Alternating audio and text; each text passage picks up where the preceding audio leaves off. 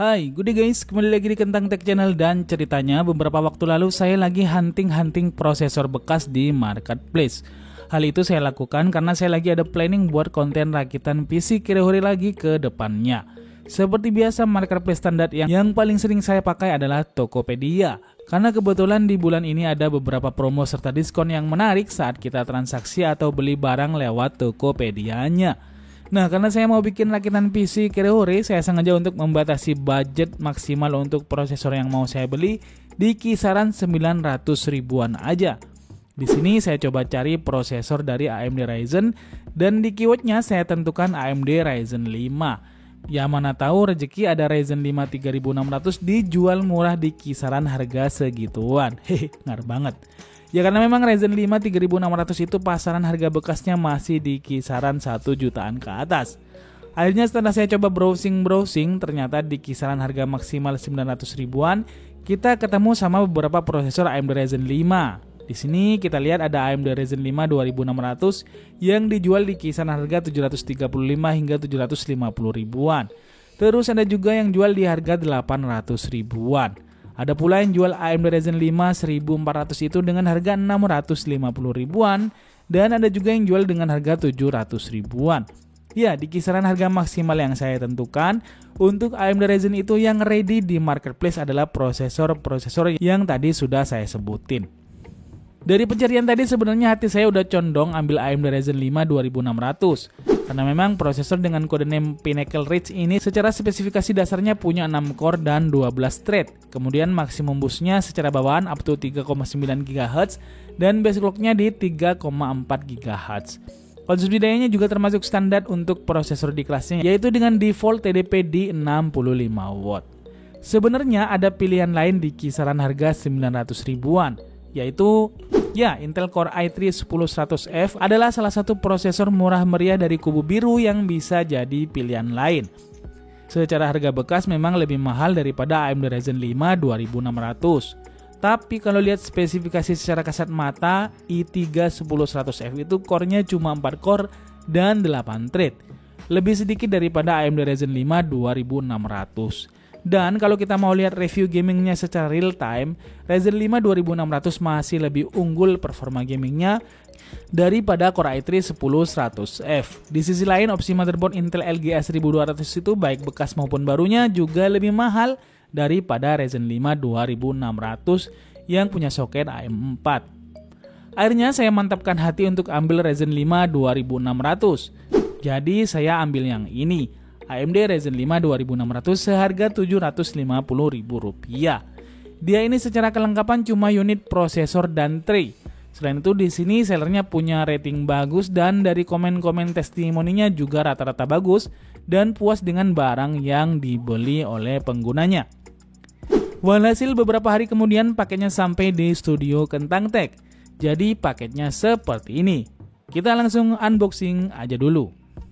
Jadi untuk packingnya ini dia bubble standar satu kali aja. Terus ada dusbooknya seperti ini. Kemudian setelah dibuka di bagian dalam kita lihat prosesornya juga masih dibungkus lagi dengan bubble wrap. Dari sini kelihatan kalau packingnya ya cukup simple dan boleh dibilang minimalis. Mungkin kalau bubble-nya ditambahin lagi akan terasa lebih menenangkan buat yang beli. Prosesornya ini sendiri juga masih dibungkus rapi pakai plastik bawaan prosesor AMD Ryzen 5 seperti ini. Di bagian belakang ini ada segel dari penjualnya. Dan kita coba lihat lebih dekat, ini memang betul prosesor AMD Ryzen 5 2600. Oke, sekarang kita singkirin dulu dusnya dan langsung mau kita tes apakah prosesornya bisa nyala normal sebagaimana mestinya. Di sini kita udah siapin bench testnya. Kebetulan mobonya kita pakai ASRock A320M HDV. Di sini RAM sama SSD udah kepasang semua. Jadi nanti kalau prosesornya normal dia akan bisa langsung nyala dan masuk ke dalam Windows. Oke, sekarang kita buka unit prosesornya. Kita coba lihat lebih dekat lagi. Oke, aman ya. Sepertinya pin-pin nggak ada yang bengkok. Semua tampak lurus, rapi sebagaimana harusnya. Bagian atas juga kelihatan aman ya, dan kita akan langsung pasang aja ke mobonya. Oke, sip, udah kepasang. Nah, untuk coolernya sementara kita pasang gini aja dulu, nggak usah dikunci, sekedar tahu dia nyala normal atau enggak. Nanti kalau udah tahu normal atau enggak, kita baru rapiin pasang HSF coolernya. Oke, kita siapin dulu kameranya biar bisa kelihatan pas nyala ke monitornya. Oke, segini kayaknya udah cukup. Sekarang kita pasang kabel-kabelnya dulu. Oke, sip, semua udah beres. Sekarang kita tes nyalain PC-nya. Bismillah. Oke, seperti yang kalian lihat, ini udah kita tunggu sekitar 4 menitan sebenarnya, dan ternyata di monitor itu nggak ada tampilan nyala sama sekali. Terus di keyboard indikator LED-nya juga nggak detect, itu artinya Mobo nggak bisa membaca prosesornya dengan sempurna. Nah, pas gini nggak perlu panik dulu, kita coba cek RAM-RAM-nya, coba bersihkan dulu dan pasang lagi. Terus kita pastiin VGA card-nya udah kepasang juga dengan bener. Tapi saya yakin ini harusnya sih semua normal, karena Mobo ini udah dites dulu sebelumnya pakai prosesor AMD yang lain yang lebih lama, dan kondisinya aman-aman aja dipakai beberapa hari ini. Dengan kondisi begini, haruskah saya komplain ke penjualnya? Eits, tunggu dulu, jangan buru-buru ngejudge penjualnya dan meyakini kalau prosesornya yang jadi masalah. Kondisi begini ini biasanya untuk perakit PC pemula itu akan benar-benar panik, pastinya bikin cemas dan keringetan juga. Hehe.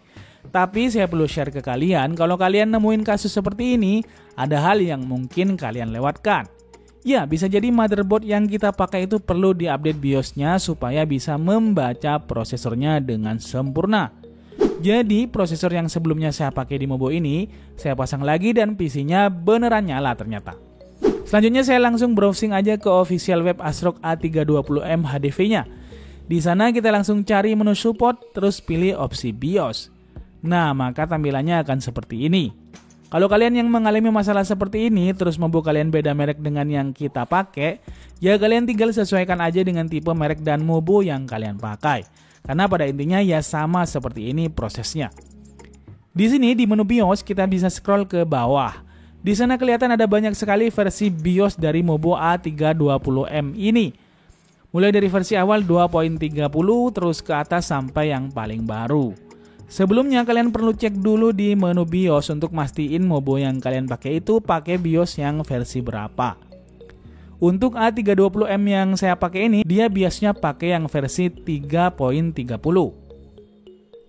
Nah, untuk cara update BIOSnya di webnya ini udah ada petunjuknya juga. Kita coba klik aja instant flash-nya, maka nanti akan muncul petunjuk lengkapnya seperti ini. Jadi nanti setelah file BIOS kita download, kita perlu ekstrak dan copy ke flash disk yang udah diformat pakai format FAT32. Ingat, pastiin pakai format FAT32. Setelah itu file BIOS yang udah kita download dan ekstrak, kita tinggal copy aja masukin ke dalam flash disk-nya. Nah, di menu download BIOS ini juga kita bisa lihat di kolom yang tengah ada keterangan fungsi update BIOS-nya itu akan memperbarui fitur apa aja. Contoh di versi 4.40 dia akan memperbarui fitur AGESA for upcoming prosesornya. Kemudian di versi atasnya ada update untuk mengimprove performa M.2 SSD-nya. Terus ke atas akan ada keterangan fungsi atau fitur yang dioptimasi pada versi BIOS yang tersedia di sana. Itulah sebab kenapa penting banget ngupdate BIOS dari motherboard yang kita pakai, supaya semua fitur yang harusnya terpakai bisa kita gunakan sebagaimana mestinya. Nah, seperti yang saya bilang, kalau BIOS udah ke-download, jangan lupa ekstrak aja ke flash disk yang udah kita siapin. Selanjutnya kita coba pindah ke BIOS Mobo-nya. Untuk masuk ke BIOS Mobo di Mobo A320M ini dengan cara neken tombol delete di keyboard. Nah, di BIOS ini kita langsung cari tool, terus di sana akan ada opsi install flash. Jangan lupa sebelumnya pasang dulu flash disknya ke Mobo-nya seperti ini. Oke, lanjut ke instant flash. Di sini kita tinggal tekan aja opsi install flash, maka nanti dia akan otomatis ngebaca flash disk yang kita pasang. Dia akan mencari file BIOS yang tersedia dan bisa kita gunakan untuk update. Nah, setelah itu di Mobo A320M ini dia akan muncul beberapa file BIOS yang udah kita siapin. Jadi di sini kita udah download dan copy versi 3.40, 4.40, 4.70 terus ke atas hingga yang versi 5.10. Nah, pertanyaannya, kenapa kok banyak file BIOS yang kita download? Karena di Mobo-Mobo seperti ini, kita itu perlu menginstal BIOS-nya satu persatu berurutan.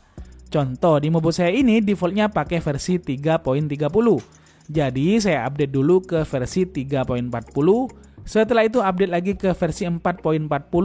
Setelah itu update lagi ke versi 4.70. Terus ke atas. Ini dilakukan supaya update BIOS-nya benar-benar bekerja dengan benar. Ada kalanya di versi BIOS terbaru, beberapa fitur yang harusnya kebuka jadi nggak bisa jalan kalau kita belum menginstal atau mengupdate ke versi sebelumnya.